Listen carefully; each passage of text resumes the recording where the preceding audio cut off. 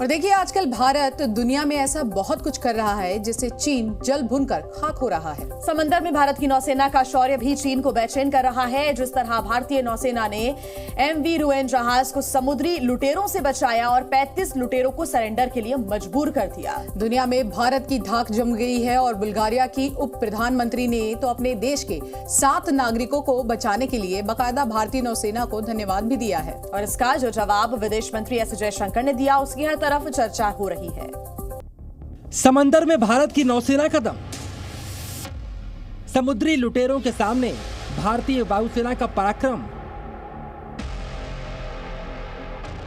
भारत के Marcos commandos ने कुछ इस अंदाज में किया समुद्री लुटेरों का खौफ खत्म। और इसी के साथ दुनिया एक बार फिर से हिंदी की सेना की फैन हो गई। भारतीय नौसेना ने 40 घंटे का सर्च ऑपरेशन चलाने के बाद जिस तरह एक अगवा किए गए जहाज के 17 नाविकों को समुद्री लुटेरों से सही सलामत बचाया,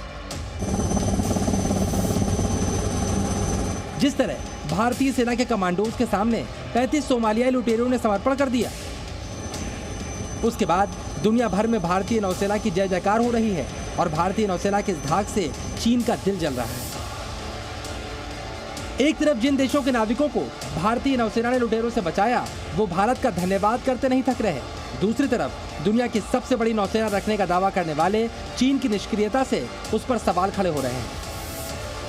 हम आपको बताएंगे भारतीय नौसेना ने 40 घंटे का सर्च ऑपरेशन चलाने के बाद किस तरह अगवा किए गए जहाज से विदेशी नाविकों को बचाया और लुटेरों को सरेंडर के लिए विवश कर दिया।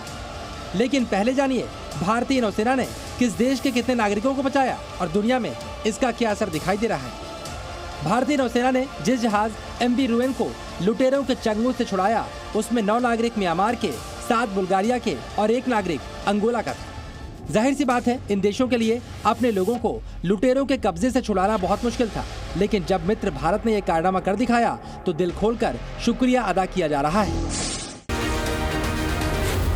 Zee News।